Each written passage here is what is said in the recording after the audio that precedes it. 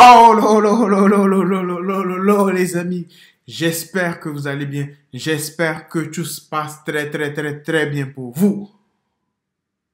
Vos parents, vos amis, tout le monde se porte bien. Aujourd'hui, on va réagir à Tinder et l'estime de soi.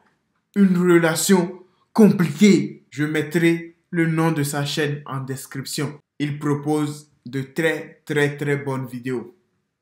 Croyez-moi, allez checker. N'oubliez pas de vous abonner. Je sens que ça va être chaud, les amis, parce que c'est Tinder. On va voir ce que les gens ont à nous dire. Et si on sait tous maintenant que Tinder ne marche que si on est beau gosse ou qu'on est une femme, on entend peu parler des impacts de l'appli à la flamme sur l'estime de soi. Alors j'ai décidé d'en faire une vidéo pour t'en parler. J'aurais pu te ressortir les stats que tout le monde utilise déjà quand on parle de Tinder. Te dire que le problème, c'est les femmes et que les hommes sont délaissés. Mais finalement, j'ai décidé d'aborder le sujet grâce à mon expérience personnelle. L'expérience d'un mec qui est passé par le stade du petit gros, à celui du mec lambda, au mec trop gentil, au fuckboy et même au profil de couple. Tinder n'a plus aucun secret pour moi. Salut toi, moi c'est Pierre, et je veux changer la façon dont on aborde les sujets tabous de notre société, en invitant chacun de vous à s'exprimer librement, sans peur d'être jugé ou cancel. Quand tu parles à quelqu'un sur Tinder, est-ce que c'est toujours dans l'optique de rencontrer cette personne? Pas à chaque fois, en vérité, il y a beaucoup de fois où on parle juste pour parler, et sans forcément se dire qu'on va se rencontrer ou quelque chose comme ça. Mais je pense que oui, parce que c'est sympa les écrans, mais il faut aussi voir la personne en vrai, parce que je pense qu'il y a deux mondes différents. Je sais pas. Non, je pense pas. Non. Je suis genre pour tâter le terrain, je pense. Ok. En vrai, je pense oui. Ouais, majoritairement, ouais. Je trouve ça plus, je trouve ça plus convivial de rencontrer les gens comme en personne, comme ça.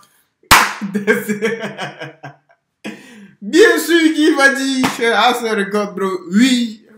Eh, tu penses qu'il va dire quoi? Dis-le-moi, tu penses quoi? C'est un mec. Ah, tu vois les femmes qui disent non, non, non. Ah ça regarde bro, je ne suis pas surpris. Eh, mon pote, si tu n'es pas BG, on ne te choisit pas, c'est aussi simple que ça. Des fois, il y a des gens qui ont la chance et tout. Ça fait partie du game. Mais on va voir ce que les gens ont à nous dire. C'était la dynamique de rencontrer quelqu'un. Et après, au fur et à mesure des jours, je trouve que on perd un peu ce truc et c'est un peu addictif de scroller encore et encore et ça aboutit pas forcément à des choses concrètes. Alors oui. Oui, moi je pense que de base, si je parle avec quelqu'un, c'est pour le rencontrer. Après, le souci, c'est que en fonction de la conversation, on décide ou pas de se voir, quoi. Généralement, ouais. Pas toujours. Pas toujours. Parfois, mais tout dépend de ce qu'on cherche. À l'origine, tu t'es inscrit sur Tinder, pourquoi? À l'origine, c'était pour me faire une petite copine, je sais pas, peut-être pas sortir avec une nana, mais majoritairement, c'est pour faire des rencontres humaines. Essayer de rencontrer du monde, rencontrer une nana, passer du bon temps, quoi. Pour rencontrer des gens, mais aussi, parfois, c'est un peu pour booster l'ego. Ok. Un côté, après une rupture ou autre, de voir si on me plaît, quoi. Tu t'étais inscrit après une rupture? Oui. Ok, ça va. Oui. Alors là, je sais pas, par ennui, pour voir, par curiosité. Bon, pour rencontrer des gens, parce que dans le contexte de la fac, etc., j'avais pas forcément l'occasion. À la fac, t'arrivais pas à rencontrer des gens? Non, pas trop. Ouais, non, je sais pas, je suis plus genre... Comment, mais comment ça à la fac tu n'arrivais pas à rencontrer des gens? Que tu vas... Tu es dans quelle ville? Il y a combien de personnes dans votre fac? 10, 20, 30? Comment, mais arrête de raconter. Il y a des milliers d'étudiants, arrête de nous raconter des conneries. Je pense que je vais aller m'inscrire sur Tinder. I'm not gonna let you, bro. Je me suis jamais inscrit. Je vais voir pourquoi. Je vais voir ce que les gens font dessus. Je connais le principe. Parce que je vois des trucs sur Instagram, des trucs sur YouTube quand je veux réagir à des vidéos, tout ça. Je connais le principe. Mais je me suis jamais inscrit. Donc, ah, je blague. I'm not gonna let you, bro. You know the game, bro. Quand tu es dans le game, you know the game. Quand tu as la possibilité... je vais me taire. Un peu de parler, un peu de passer le temps, finalement. Ouais, c'est ça. Ouais, plutôt, ouais, je dirais ça. Pour rencontrer quelqu'un, pour du sérieux en général, ou peu importe selon la nature de la relation, selon l'affinité. Ok. Et souvent, du sérieux, c'est quand même compliqué à avoir sur Tinder. Pour au départ, C'était pour me prouver quelque chose.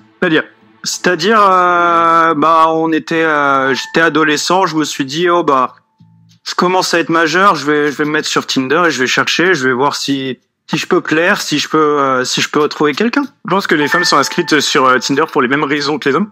Ouais. Je pense aussi pour s'amuser, pour passer du bon temps. Ça, pour les deux, c'est pareil, je pense. Est-ce que les conversations que t'as sur Tinder sont généralement intéressantes? Faites ce genre. Absolument pas. Il ne fait pas connaissance à travers des messages, on va dire. Par message, c'est seulement, on va dire, pour amorcer, pour donner envie à l'autre de se rencontrer, mais sinon, les discussions sont un peu futiles, on va dire. Ah, elles sont assez basiques, ou alors elles sont un peu trop dans le poussé. Les personnes, des fois, sont un peu irrespectueuses, vont directement dans le vif du sujet. C'est-à-dire, t'as des exemples? Tout de suite, elles veulent savoir le type de relation sexuelle que je peux avoir ou autre. Elles sont assez indiscrètes, ouais, par contre. Donc, des fois, ça demande carrément des photos ou autre. Directement? Bah ouais. Au bout de combien de temps, pote? Au bout de, mais des fois même pas 2 minutes. D'accord, ouais. Ou alors, il m'ajoute, il me demande sur Instagram, du coup, j'accepte. Parce que je suis en public. Et après, il me demande carrément d'aller chez eux. Si tu veux, je te fais à manger, je te fais un massage. Enfin, y a pas de souci, tout ça. Non. Pourquoi? Tu penses qu'il est venu faire quoi à ce gosse, bro? Tu connais le principe. Si tu l'avais rencontré dans la rue, à une soirée, au bureau, ce que tu veux, on pouvait dire, il abuse. Et tu es là-bas, tu penses qu'il va se passer quoi? Il faut arrêter de nous raconter des conneries. I'm not gonna hurt you, bro. Prends ce post-it. Tiens, tu vas noter ça. Prochainement, quand quelqu'un te contactera sur cette appli, il faut savoir, note ça dessus, il faut savoir qu'il veut. Il veut que ça. Qu'est-ce que tu veux? You got me fucked up, bro. Les premières approches, c'était très lourd. Très porté sur le physique et aucune profondeur, je trouve, dans les échanges. Donc non, j'ai eu comme conversation. Ah non, Pourquoi? c'est superficiel. Ouais, c'est intimiste. C'est-à-dire? C'est toujours les choses, ça va, tu fais quoi, ou je sais pas, tu fais quoi toi dans la vie, toi t'aimes quoi comme film. Oui, voilà, c'est assez basique, au final, il y a pas forcément de lien, quoi. Ok. Comment vous faisiez, vous, pour faire que la discussion soit plus intéressante, du coup? D'essayer de varier les sujets ou leur détendre, mais bon, souvent, on voit que c'est pas réciproque et on n'a pas les mêmes intérêts ou des choses comme ça, on voit que c'est pas... si c'est faut pas continuer, je ne fais rien, quoi. C'est rare. C'est rare? Ouais. Mais là, t'es sur Insta. Ouais. Pas sur Tinder. Parce que c'est des personnes qui m'ont ajouté, justement... Mets ton Insta en bio de Tinder, toi. Quand on me le demande, je le mets, sinon je le mets pas. Ok. Mais on me demande des photos ou autre, et puis après on envoie des photos. Bah là, en exemple, sauf que je captais pas. Du coup, je pouvais pas voir, mais il me dit que la photo, elle est un peu... Voilà. Ok. Du coup, je suis contente de pas capter là où je suis, parce que je trouve ça un peu inapproprié. Là, si par exemple quelqu'un vous dit salut, ça va, comment vous répondez du coup, par exemple? Bah, comment c'est le... Bah, c'est intéressant, ça, hein? Ah bah, genre... Non, bah en fait, des fois, je sais ça, genre... ou soit... autant ignorer les questions et passer à autre chose. Ouais, quand je vois que le mec fait pas d'effort, j'ai pas envie d'en faire non plus. En grande majorité, vraiment pas. C'était vraiment des discussions hyper classiques, toujours les mêmes choses. Mais ça arrive que des fois, il y a le feeling et ça se passe bien. Tu saurais m'expliquer ce qui fait qu'il y a le feeling ou pas le feeling dans une conversation? Non, ouais, je pense que ça dépend du caractère, ça match ou pas. Ok. Ça dépend avec qui. Ça dépend avec qui parce que généralement t'as des réponses quand même très très bateau et la conversation elle peut être très classique et si tu vois que la personne en fait elle s'intéresse pas plus à toi que ça, ça mérite, je pense. Est-ce que toi tu t'intéresses du coup à la personne en face de toi ou faut que ce soit la personne en face de toi qui s'intéresse à toi? Ça dépend du profil de base. J'avoue que quand le profil Tinder, par exemple, il est bien rempli jusqu'au bout, j'ai tendance à m'intéresser plus à la personne qu'une personne qui aurait pas fait d'effort du tout, par exemple dans sa biographie ou quelque chose comme ça. Dans un 80%, non. Absolument pas. Pourquoi d'après toi? Parce que les discussions sont toujours très banales et c'est mon avis, mais je pense que la discussion va être toujours instigée d'un côté et généralement c'est beaucoup plus les mecs qui vont vouloir chercher à créer de la discussion que les filles. Est-ce que tu penses que les discussions elles auraient été plus intéressantes si tu rencontrais les personnes directement en vrai? Ouais. Ouais, bah parce que le feeling se sent tout de suite et elle se permet plus de choses aussi, je pense, sur une application et à travers notre téléphone. Alors qu'en vrai, il y a des personnes qui sont lourdes, mais un peu moins quand même, je pense. Tu penses que si t'avais moins de choix d'hommes, tu t'investirais plus dans les discussions?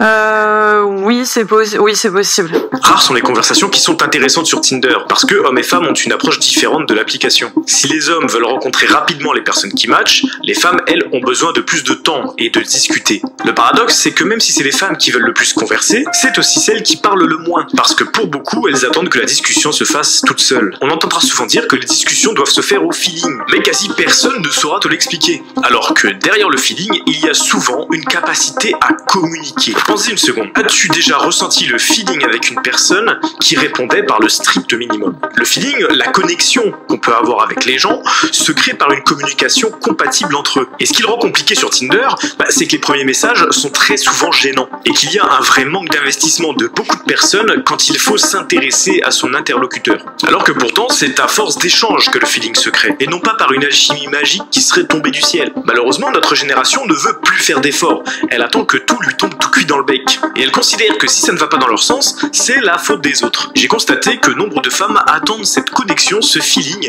dès le premier message. Comme une impression qu'elles cherchent un animateur. Et d'ailleurs, il n'est pas rare de tomber sur des profils féminins où en description il est noté « Faites-moi rire » ou « Occupez-moi ». Du coup, beaucoup de mecs sont coincés entre l'envie de parler, sans savoir vraiment comment faire, tout en ayant un gros risque que ça ne mène à rien et d'avoir dépensé de son temps et de son énergie inutilement. Oh là là là là là là, Pierrot. C'est ce qui me plaît chez ce mec, les amis. Il fait de vraies vidéos. Il argumente, il donne... Oh, il est trop fort. Il est trop fort, les amis. Il est trop fort. Il est trop fort.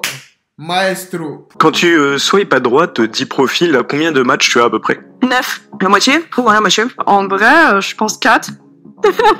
17. 7, 8. T'as eu combien de matchs du coup depuis une semaine? Je vais pas tous les jours, parce que je mets beaucoup de noms, parce que je suis hyper compliquée. Mais sinon, j'en ai eu une petite dizaine, je pense. Combien de personnes tu as rencontrées grâce à Tinder? Depuis 1 an, j'ai pu rencontrer, je pense, 6 personnes. Une dizaine? En combien de temps? C'était sur plusieurs années, mais je pense qu'on est pas loin des 80 personnes. 80 personnes en 8 ans du coup. Voilà. Une personne seulement. T'as inscrit depuis combien de temps t'as inscrit sur Tinder? Ça fait une petite semaine que je suis dessus, donc ouais, à peu près au bout d'une semaine, ouais. Je sais pas, une 5. À combien de temps? Bah là, je l'ai plus, donc je sais pas, en 3 mois. Une petite dizaine? Une dizaine? En combien de temps? En, je sais pas, même pas un an. 2 ou 3, pas plus. En combien de temps d'inscription? En 1 an, une seule. En combien de temps en étant sur l'appli? 3 mois, 4 mois. Si l'effort pour animer une discussion est souvent unilatéral et est attendu des hommes, et que beaucoup de femmes sont lassées du fameux « salut, ça va », je les entends aussi beaucoup rire de mecs qui tenteront des approches plus originales, en disant qu'ils sont creepy, bizarres, voire même ridicules. Et si les hommes que les femmes matchent ne sont pas intéressants à leurs yeux, c'est parce que avant même de parler, elles sélectionnent les profils sur une base de critères physiques et sur la qualité du profil en général. Et comme il y a une tendance à moins s'investir dans les discussions quand on a beaucoup de matchs, parce qu'on peut se permettre d'en perdre une si de toute façon on en a d'autres derrière, et qu'en moyenne sur l'appli 5% des hommes obtiennent tous les matchs, eh bien les mecs que les femmes swipent à droite ont eux aussi le choix entre beaucoup de femmes. Donc ils ne sont pas poussés à développer une conversation intéressante, puisque de toute façon, il y aura des femmes qui voudront les rencontrer. Bah oui, un homme qui plaît à une femme a de grandes chances de plaire à beaucoup d'autres femmes. Et inversement pour un homme qui ne plaît pas aux femmes. Logique. C'est quasiment d'ailleurs la même explication pour elles. Vu qu'elles ont leur profil à 99 matchs plus dès leur inscription, elles ne sont pas incitées à faire des efforts. Puisque de toute façon, avec 75% de profils d'hommes inscrits sur l'appli, qui like en moyenne une personne sur 3, et que les femmes ont environ une chance sur 2 d'avoir un match quand elles swipent à droite, les hommes feront de toute façon les efforts pour elles. Fait amusant, et j'en ai fait l'expérience, quand les femmes font le premier pas ou que tu les laisses faire la discussion, c'est rarement mieux que ces mecs dont elles parlent. La discussion meurt généralement en moins de 5 minutes. En vrai, c'est compréhensible, parce qu'elles n'ont pas besoin de développer cette compétence de savoir parler sur Tinder. Elles ont tellement de prétendants qu'elles prendront celui qui leur plaît le plus, qui parle le mieux, au bon moment